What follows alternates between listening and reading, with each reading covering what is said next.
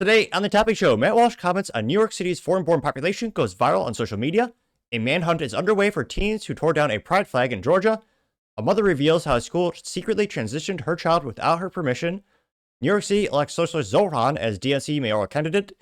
Cadillac sells their first Celestiq EV for $340,000. And Ford has yet more recalls, this time with the F-150, the Ranger, and a Lincoln. All of that and much more on the Topping Show.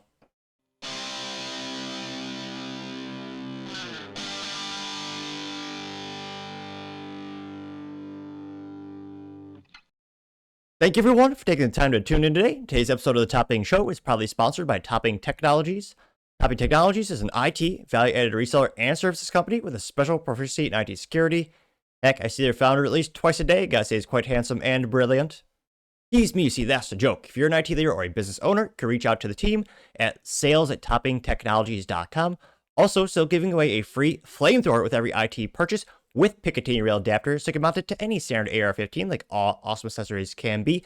Go to toppingtechnologies.com and click the URL over the flamethrower button to learn more. And last year, trying to get to 6,000 subscribers by the end of the month, so if you can click that button and tell your friends, I would greatly appreciate it. Now going over to the business part podcast, Cadillac finally sold one of their fancy EVs, and it cost $340K, which is incredibly impressive that they found that one buyer. Now, this is brought to us thanks to Caleb Jacobs over at thedrive.com, and they say, quote, the $340,000 Cadillac Celestiq is officially out in the wild. Cadillac delivered Celestiq VIN 001, and it's great news. I don't know about that.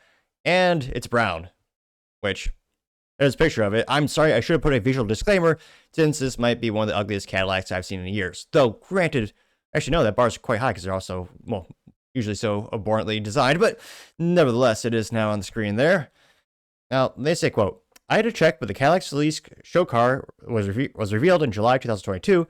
That means we've been hearing about the, quote, new standard of the world from General Motors, luxury brand for the last 3 years, or whereabouts.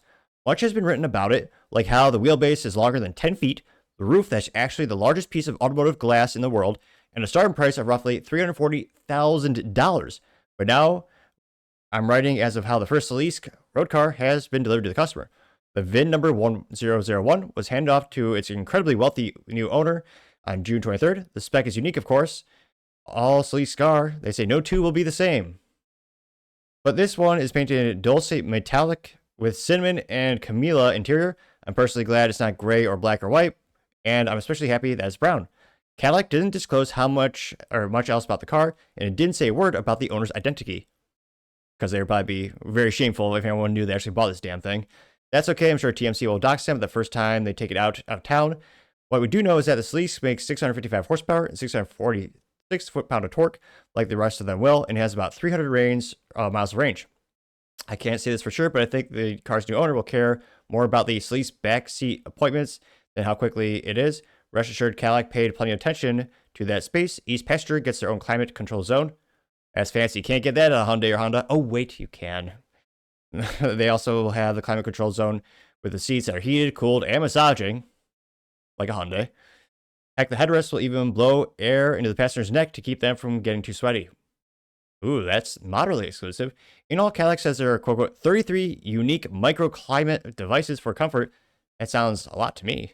Here we'll see some other pictures of this Cadillac, which, yeah, it's certainly looks like a car. It has 4 wheels. I'll give him that much. Again, this is the frugality of me thinking the first thing. Giant, the world's largest glass roof with GM build quality. What could possibly go wrong? Oh yes, a pebble destroys it all, and you have to replace that. Granted, this person's obviously wealthy enough to afford this vehicle. They probably don't care about the maintenance cost, or Lord knows this thing is going to depreciate more than a Tesla or a Mercedes, or trying to think of what's the most comically depreciating asset on the planet. Oh yes, a Jaguar automobile. Yeah, this $360,000 base price for this thing. It's just insane. Now they say that, quote, essentially everything about the Celestiq is superlative. It's pricey as a Rolls-Royce Ghost, and as long as a standard shipping container at 18.1 feet. It's a total moonshot from Cadillac, and now that even the tires remain the road, it's time to find out how much it fares against the Earth's greatest luxury vehicles. And no matter how patriotic you are or aren't, it feels good to root again the USA on this one. Yeah. I yeah. Think of the quality of General Motors in general. 12 plus recalls this year thus far. Obviously, it's not as bad as Ford. No one is. But I can't help but think this is just the biggest disappointment on the planet in terms of a halo car for Cadillac. This is, they say they want to put more EV Cadillacs on the road, and the sales are technically increasing. But I at least like the owners having a unique. The article kind of roasts the paint style, and half the comments do as well, or the paint color. You're not going to actually get too much critique from me since I'm kind of weird. I actually love my green car, and I got my heart set on getting a green Porsche one of these days once I grow my tech company. So you're never going to hear me critiquing too many car colors. I tend to like them a little more unique. And this actually is nice to have a Cadillac that isn't just black or white like so many vehicles are on the road these days. It's just, I think it's comical to think Cadillac believes they're going to sell, I believe, 36. They finally sold the first one.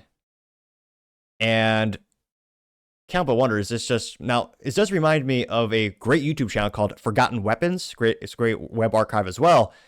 It reminds me of that because some of the most collectible, most valuable firearms on the planet are commercial failures. Because again, a commercial failure means there are very few produced. A lot of those prototype guns are worth millions of dollars. I mean, that's what really makes Forgotten Weapons really interesting, is the weird guns that failed commercially that eventually became collectible. I usually say EVs depreciate like a rock. They're trash. You're not going to be able to maintain them over 10 years. This actually might become a collectible. I mean, this might be, this is serial number one. Maybe they only sell one. I mean, in 50 years, maybe it'll be worth something. It's not out of the realm of possibility. But yeah, in terms of, how many of these things are actually going to move, and does this really inspire excitement for the brand? The purpose of a halo car or, a top car in your portfolio is to really generate some excitement, get some people to go to the showroom. And obviously, they want that car, but they end up getting the more entry-level vehicle. I mean, perhaps the best company in history in terms of a use case would probably have to be Audi with the R8, which is a great V10 or V8 with a stick shift rear engine vehicle. And maybe even the 2004, 2005 Ford GT. They both really elevated the brands and got people to go to the showrooms and had a great effect on the businesses, moving even more units. When it comes to this, I almost think it's cute. They're trying to compete with Rolls-Royce, which again, Rolls-Royce actually holds their value pretty well. I mean, certainly better than Bentley, which again, Bentley might actually be the biggest piece of depreciating asset on four wheels that you can buy. And I can't help but think, they're looking for a market for a luxury EV. Lucid is out there. I'll give Cadillac credit. This is much more beautiful than Lucid, aesthetically speaking. That's not saying much, but let me know. Do you think this is really going to elevate the brand? It is interesting to see the first unit finally move. And yeah, let me know in the comments. How do you think this will elevate the whole Cadillac brand? Personally, if I got a free Cadillac and the caveat is you win this lottery, you can't sell it. I mean, I would never pick this. I'd probably get the CT5V Blackwing with stick shift. Last V8 stick shift GM makes, and that's very sad to think. Or maybe the CT4V Blackwing, which is a twin turbo with a stick shift option. I mean, you know me, I love my three pedals, so that's what I would choose. But if you had a Cadillac lottery, would you choose this? Again, you can't sell it. Would you choose this as opposed to other Cadillacs? Let me know in the comments, because as always, be fascinated to hear what you have to say. Now, going over to the Cultural Pod podcast, you have Matt Walsh's comment in the New York City foreign population going viral on social media. Now, this got 1.6 million views on Matt Walsh's personal profile on X, hashtag Matt Walsh blog, and he says, quote, 40% of New York City's population is foreign-born, not just second or third generation immigrants. Foreign-born, almost half of the city wasn't even born in this country. New York City isn't an American city anymore by any reasonable definition of the term. It's a tragedy and a disgrace, unquote. And he also got 41,000 likes, which is quite a few to say at least. And this is all coming off the news that New York City Democrats elected also controversial to some folks, a Muslim as well as a socialist to be their mayoral candidate. Given the makeup of New York City, the odds are the Democrats are going to win that because, like the shitty of Chicago, and I'm not actually misspeaking there, though I do stutter a lot in general. Yeah, they've been voting Democrat for nearly 100 years. And I'm sure the cities will turn around and get safe any day now. They'll be great for businesses. They'll all move there, and things will get better. Haha, sad and dark political pun. Because, yeah, it's been almost 100 years. They keep voting the same way, and nothing gets better, and businesses only leave those shitties.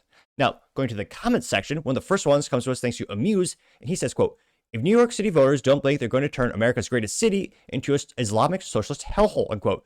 And that got 206 likes. But let's be honest, was it really New York? Was that really our greatest city? I would say hell no. If I had to choose where to go on vacation, where to start a business, where to start a family, where to live, I would never, ever, ever, ever choose New York City. One of the highest crime rates in the United States, the highest murder rates in the States, very restrictive on the Second Amendment. I mean, I would never want to live there. So to me, I would almost argue it's the worst city in the United States. No, that's a hard one. San Francisco, Chicago, or New York City, or Austin. Oh dear God, that might be. I can't. That'd be hard. Maybe I'll do a poll on the YouTube. I don't know where, but one of those is the worst cities in the United States. Mark my word. You also have dark mode saying, "quote Let me explain this for all the xenophobic fans of Matt Walsh. This has always been true of New York City. It's what make it. It's what makes it the greatest city in the world." Getting 1.6 thousand likes, which I was going to say, they didn't ratio Matt Walsh, but as the first contrarian statement, getting, again, 1.6 thousand likes. I mean, that is very true. I mean, historically speaking, it has had a very high percentage of immigrant population. We used to have a thing called Ellis Island. Well, it's still around, but it's not. Now it's more of a museum. It's actually not used as a receiving point for immigrants. I think many would argue back in the day, you also had a vast amount of assimilation. I mean, people weren't bringing their flags of what's a nice way of saying, rudimentary, mediocre countries with them.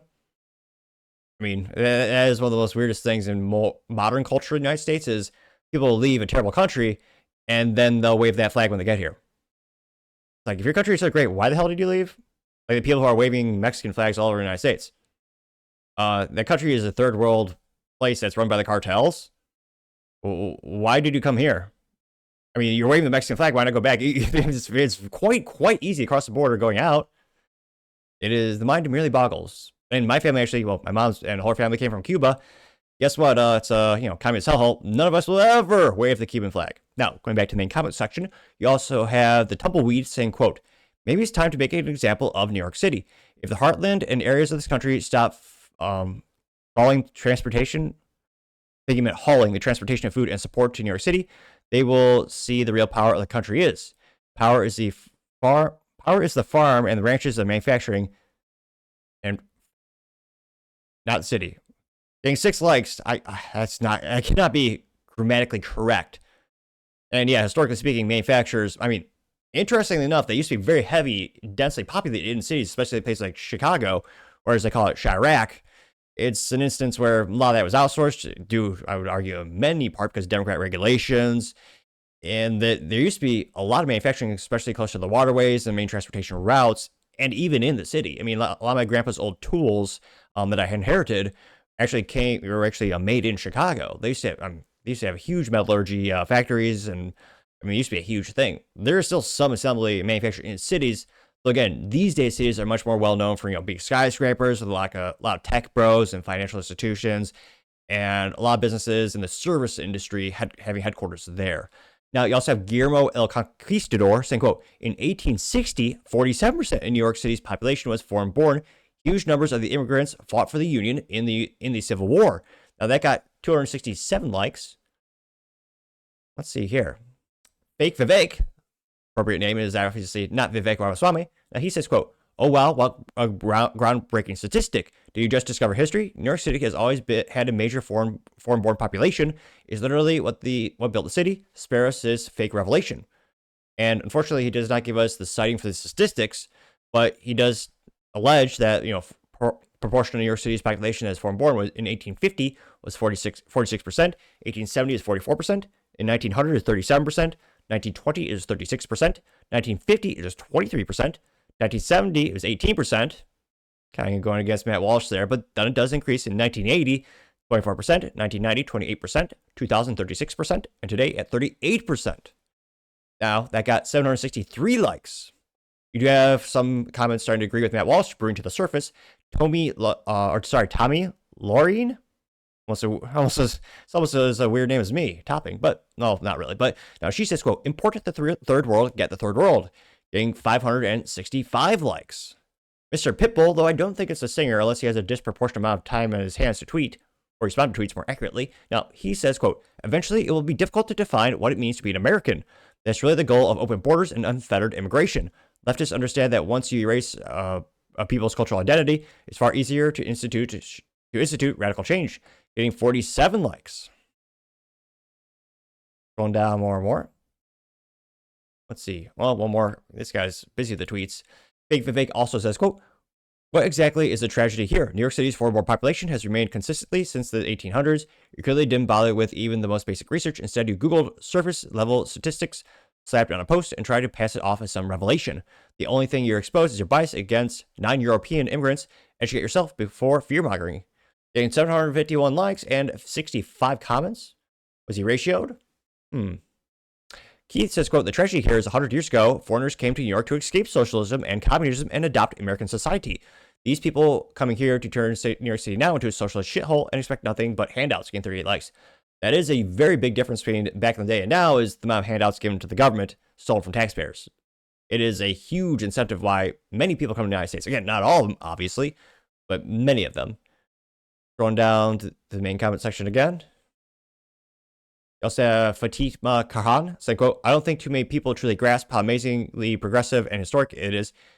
It will soon be Zohran Mamdani, the first Muslim mayor in New York City, a complete turnaround of the early 2000s when Muslims, Sikhs, Hindus were afraid to walk on the streets because of racism and harassment was so high after 9/11. This is what progress looks like. I'm actually very proud of him when she also is old enough. Him next, getting 69 likes. Just visiting responses, that is how parasites behave, take over, consume, and damage the host, and brag about it. Someone had to build this great city, and before you can pillage it, there were not Muslims. Getting 40 likes. Scrolling down the main comment section again. Gina Hooch says, quote, sounds like there's more foreign-born people in New York City than descendants of the people who built it. Terrible. Somehow, knowing more than half New York City are Christians doesn't make your figure less terrible. That got 42 likes. Scrolling down more and more, a lot of people are referencing 9/11. Also have Spence saying, quote, this was true yesterday as well as your problem is going to elect an anti-Israel candidate because you suck Jewish D. Getting 52 likes despite terrible grammar. I'll do one or two more comments here. Ed Daughtry says they want to become Iran, getting 129 likes.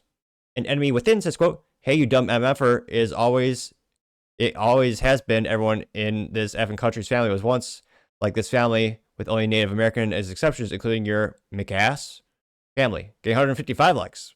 A new pejorative slur. I didn't hear that one before. It looks like Matt was he? Let's see. Mario simply says, that's why the city is so great, you nationalistic idiot. And idiot, giant style, he tried to make up word. He says ignorant and imbecile combined into one equals that word. Getting 243 likes. So Matt Walsh, I was going to say, is not by a number of likes in terms of the comments. So he wasn't technically ratioed, but in terms of the comments that were liked, but in terms of the vast overwhelming majority of comments, he was ratioed in that regard.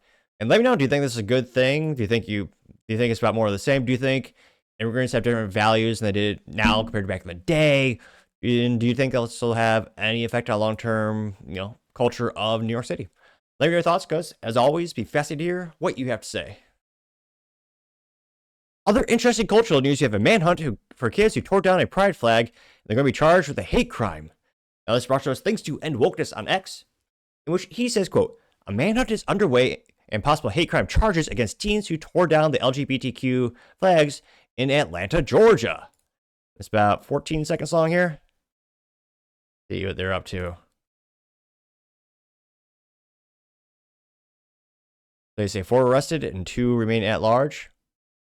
They're tearing the LGBTQ flag, it looks like in the middle of the intersection, which, talk about waste of public resources. They wasted money to spray the intersection gay in terms of the gay pride flag, which I would also argue if you're pro-gay, wouldn't that be disrespectful for people to walk all over your logo? I always thought putting any logo on the ground is stupid. They put this in the crosswalks, and they're standing on top of the crosswalks and tearing the flag in half. It is interesting to see, culturally speaking, in the United States, this is a place where Democrats especially will applaud you, give you accolades if you burn or tear apart the American flag. They say it's free speech, which it is. I don't agree with it, but I agree with your right to do it, if you get what I'm saying. However, with their cultist flag, or what they worship, if you ever touch that flag inappropriately, you're going to go to jail. This is going pretty viral. Got about 500,000 views and 3.1 thousand likes. One of the first comments comes to us to Gunther Eagleman, who says, quote, "If you could burn a flag, why can't these young men tear a flag?" And 5.9 thousand likes. True. Amy Fromhell says, quote, hate crime charges for teens tearing up a pride flag. It's a stupid prank. Fine them $100 and move on. Getting 155 likes, which, no, I don't think they should have to pay not even a penny. I should clarify. They should not have to pay a modern penny, which is actually worth nothing because, back before 1986, a penny was 99% copper. Now it's, 99.99% zinc and just copper plated. So that's I guess, a fiscal burn as well. They should not even have to pay one crappy modern penny. So, right, I would argue this is free speech. Mr. Pitbull says, quote, "Welcome to the American quote-unquote justice system. Burning the American flag is considered free speech. Burning the LGBTQ banana flag is considered hate speech. Either they're both free speech or they're both hate speech. You must choose one." Yep. Okay, 1.5 thousand likes. Cassie DeZanza says, quote, "Would there be a manhunt if they tore up the U.S. flag?" Getting 309 likes. No. They'd be given accolades and probably a CNN interview saying how brave they are. You also have Jared Marsh saying, well, he has Pride Month, but the letters are highlighted in the middle that highlight the word demon. They got 148 months. You also have Cyril Smith saying, quote, "Wait, so burning the American flag is free speech and destroying the LGBTQ flag is hate speech? Make it make sense," getting 227 likes. Well, it's, typical leftist hypocrites. The conservative alternative says, quote, "So if you burn the American flag, that's fine. But if you tear the pride flag, that's a hate crime. When are we going to acknowledge the fact that this is a hostile anti-American ideology?" Get 168 likes. It is. I mean, it's literally them prioritizing the LGBTQ flag over the American flag. Alec Lace says rules of hate crime are fluid. A little pun there, I think. And he has a picture of a skid mark over the LGBTQ crosswalk. Well, to clarify, it's not their crosswalk. Anyone can use it, but they paint it with a pride flag. And there's a picture of that with a burnout with it on it. And it's pointing, it says hate crime. And it has a picture of American flag being burned. It says not hate crime. It got 460 likes. Let's see. Is anyone sticking up for this or any contrarian statements? None thus far. Diver says, quote, "Hate crime laws literally only exist for white men and no one else. This is free speech as much as it is for burning the American flag." Getting 15 likes. You also have Amy saying, quote, "Manhunt, give me a break." Getting 41 likes. You have all of all the things they have to do with that crime-ridden city. They're going to prioritize resource allocation to find these teens who is something that I would argue is constitutionally protected. So I think on average, it'll be interesting to see. I mean, this is the religion of the left. It will be interesting to see, culturally speaking. We did see a lot of companies, a lot of people move away from Pride Month this year. A lot of people calling it MAGA Month, or no, wait, that's July. A lot of people calling it, Men's Mental Health Awareness Month, or Veteran Month, which I think veterans deserve more than a couple days a year personally. But it'll be interesting to see. Yeah, will be interesting to see, culturally speaking, if you see more and more people vote to have, these hate crime laws overturned or thrown out. Let me know if you think they should, and let me know if they think they will, because as always, be fascinated to hear what you have to say. Other interesting cultural news, you have a mother revealing how a school secretly transitioned her child while she herself battled cancer. This is brought to us thanks to Libs of TikTok, and this is now reason number 9,758,435,007 to not let your kids go to public school, and for the love of God, homeschool them, or find a private school that you very much respect, have a lot of oversight of, and a lot of insight into. Now, it's brought to us thanks to Libs of TikTok, in which she says, quote, "Mother reveals how her daughter was secretly being gender transitioned at a boys' school while she battled breast cancer and family trauma at home. There's a reason we call them groomers." You have Dr. Phil interviewing her, and I was going to say his voice is infinitely better than mine, so without too much further ado. How did you first learn that your daughter was living as a boy at school?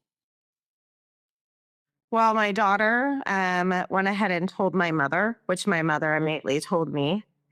So that's how I learned. And when that happened, I reached out to the school and asked them what was going on there. And what was the explanation you got? Were they open with you then, or were they still evasive? How did they respond? Well, I got a phone call from the school counselor immediately, and she said that their policy is that they cannot tell me unless the student, which was my daughter, says it's okay for them to tell me. So that their policies did not allow them to let the parents know what was going on.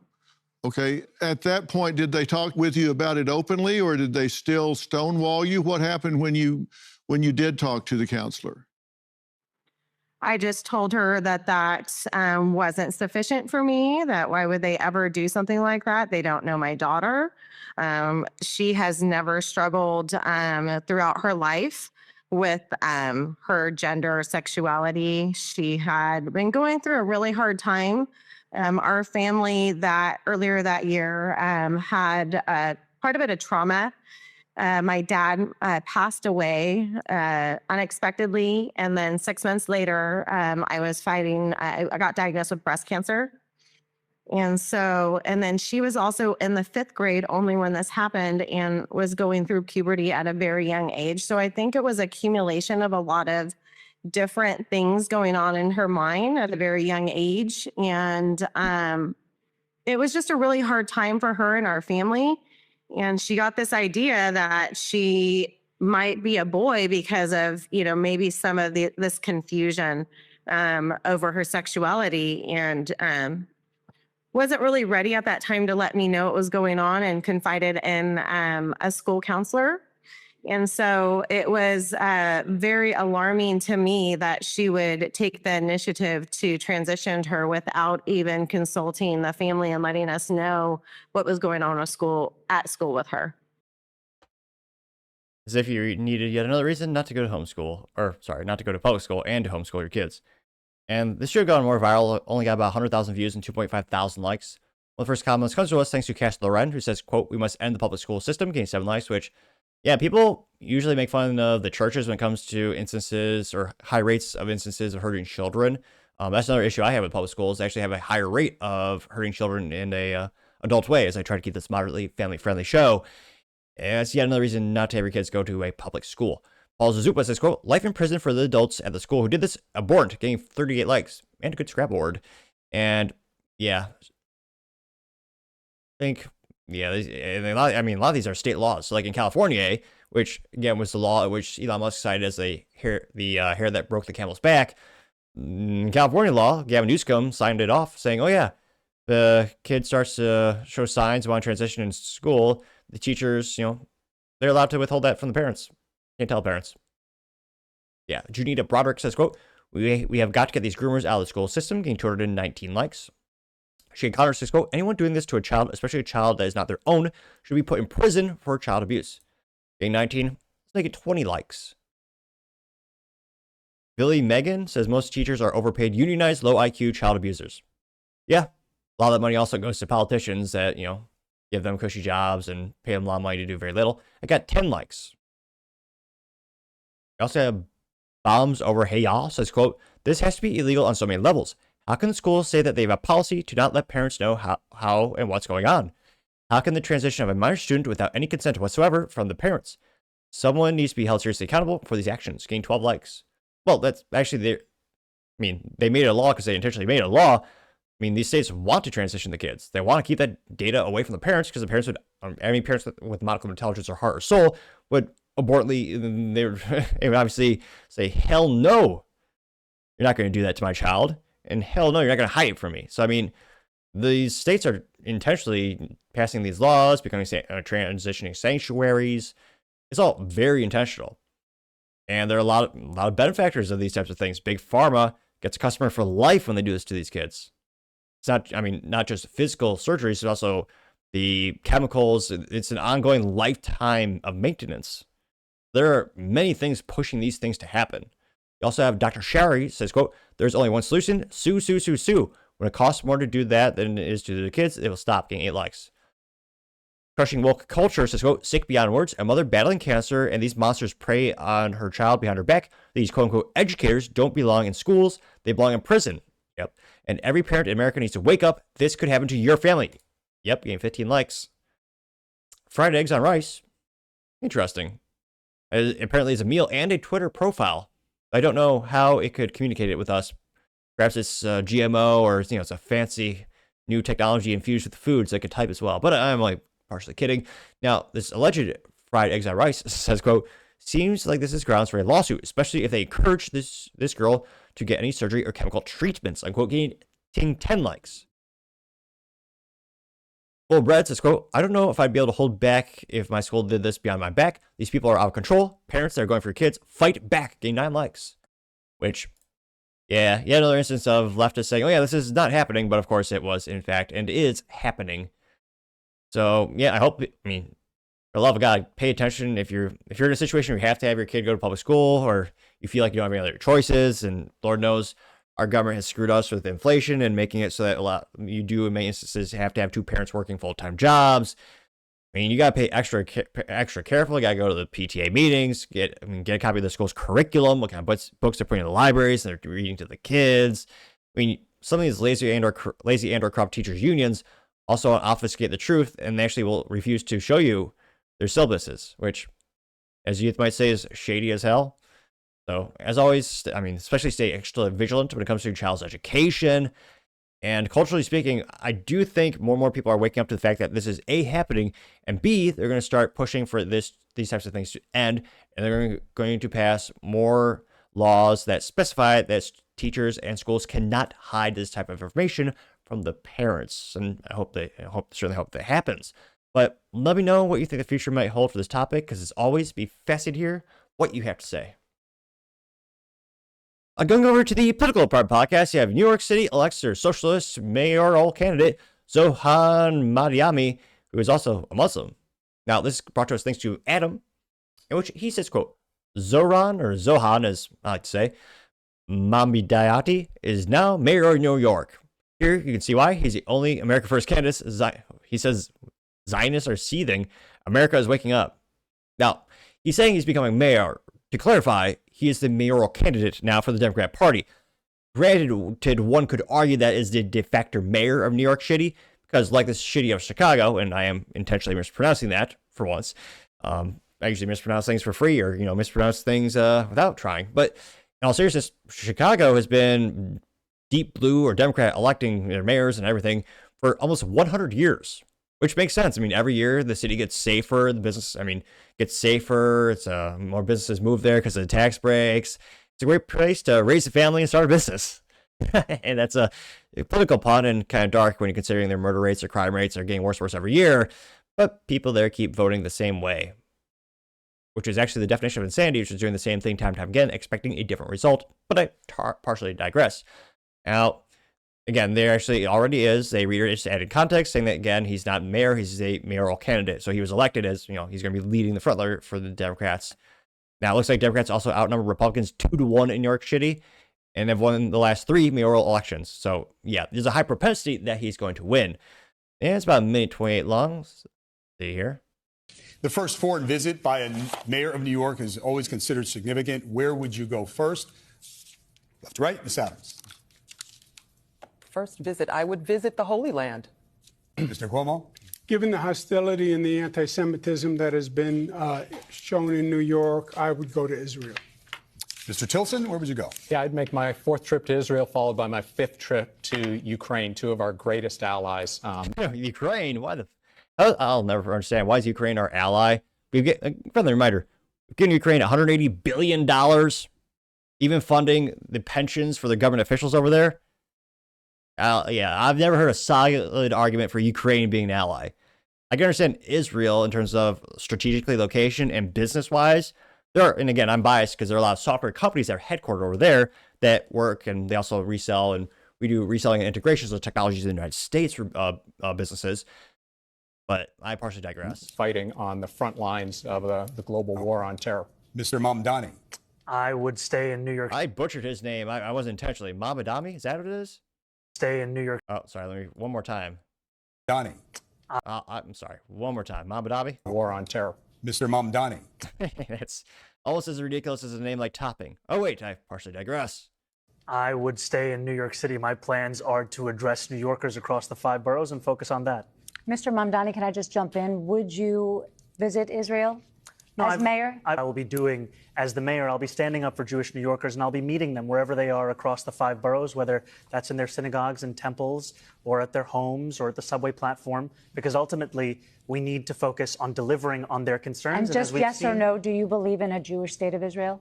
I believe Israel has the right to exist. Not as a Jewish state? As a state with equal rights.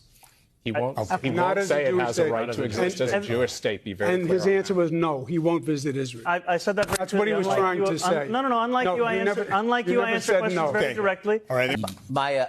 My goal would be to take my first That guy stutters worse than me, which is saying something. Let me trip to Israel. rewind back to this other candidate. Which again, they all lost except for Zohran. All right. My goal would be to take my first trip to Israel. My wife's life work in this area means a lot to our family, and it could coincide with my young son Miles' bar mitzvah, if you'd like to have his bar mitzvah. Okay, but That guy in the middle looks awkwardly happy, or just the other guy speaking, he just smiling at the camera. And again, Zohran did win, and again, the readers added context, and again, he's now the forerunner for the Democrat Party, which, yeah, if he wasn't, again, we'll get in the comment section. This went viral, got 2 million views and 4.3 thousand likes. One of the first comments comes to us thanks to Adam saying, quote, going to be a mayor is a sure thing at this point, getting 275 likes, which, yeah, again, 2-1. Democrats outnumber Republicans 2-1. So, yeah. You also have Todd Richmond responding saying, come on, Adam, just say Jews instead of hiding behind the word Zionist. He says many Jews don't like Israel, many Christians love it. 371 likes. Going down more and more. Risk manager. I was going to say, you got your job title right there. Good marketing, you know what he does for a living, interestingly enough. Now, he says, quote, he's not the mayor of anything. The election is in November. Well, yeah, that's why we clarified for the upbeat time. Now, that had to get, again, 220 likes. Ben Alil says, quote, wow, are they running for mayor of Tel Aviv? I think I pronounced that right. Yeah, my pronunciation is not great. They got 3.4 thousand likes. New Age Democrat says, quote, a Muslim Democrat being more American first than a MAGA person is eye-opening in many ways, getting 3.6 thousand likes. That's huge. Or, as Trump would say, that's huge. There's so many likes. There's more likes on that comment than other ones all combined. Well, maybe not that much, but you know what I mean. So by name of ZVI case is, quote, when someone cannot answer a simple question, it's because they don't want to. So he starts lying, getting 9 likes. Let's see here. Paulina Plazaz says, quote, Americans don't want Israel first, they want America first. Getting 2.9 thousand likes. So again, from Adam Media. Again, a lot of people don't like his policies because a lot of them are socialists. Israel and the United States is probably one of the more controversial hot topics lately. That wasn't pun intended. But the election is so far off in November. Do you think that'll be an impactful topic? Let me know in the comments because, as always, be fascinated to hear what you have to say. Now going over to the business blunder of the day, you have Ford with yet another recall, this time recalling the Ford F-150 and Ranger. This brought to us thanks to Michael Guther over at Car Scoops. And he says, quote, another wave of recalls pushes Ford to close another unwanted milestone. Closer to an unwanted milestone. The latest trio of recalls include unexpected engine stalls and malfunctioning instrument clusters. Ford quality from the United Auto Workers. Kind of funny how the company that uses the most amount of unionized labor has the least reliable vehicles in the world. Just a coincidence, of course. Not because the unions siphon off resource allocations for the company and, just give that to politicians. But I partially digress. Now they say, quote, Ford issues 3 recalls to address problems with the F-150, Ranger, and Navigator. Oh, geez Louise. Now, the F-150, they say, quote, a recall on a wire, a hose, and a whole lot of chafing. Kicking off things of the recall is impacting the 2025 F-150s. The trucks are equipped with a 2.7-liter EcoBoost V6 that may have a, quote, contact condition between the engine wire harness and the engine coolant hose. They say, as the government agency explained, the engine wiring harness and coolant hose may come into contact with each other. That can lead to, quote, chafing in the engine wire harness or pull out the powertrain control module connector pins. That can result in an unexpected engine stall. Now, this is not an X, but I'm surprised there's not a clarification or, a fact check because, they say an unexpected engine stall. It's a Ford. I kind of expect the engine to always stall. Now, they say, quote, the issue is being blamed on a coolant hose, which was improperly clipped to an engine wire harness that had insufficient abrasion protection. To fix the issue, dealers will inspect the wiring harness for damage and repair it if needed. The coolant hose clip will have to be relocated, while protective sleeving will be added to the wiring harness. Another assembly issue. Now here you can see the Ford Ranger, and it's, well, not glory, but it's there.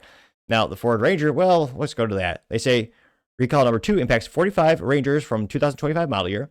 The trucks have an instrument cluster which, quote, was not properly configured, and thus prevents many of the warning lights and gauges to display properly, which, let's be honest, as a Ford, you're going to need all those warning lights to work, because Lord knows you're going to have problems with it.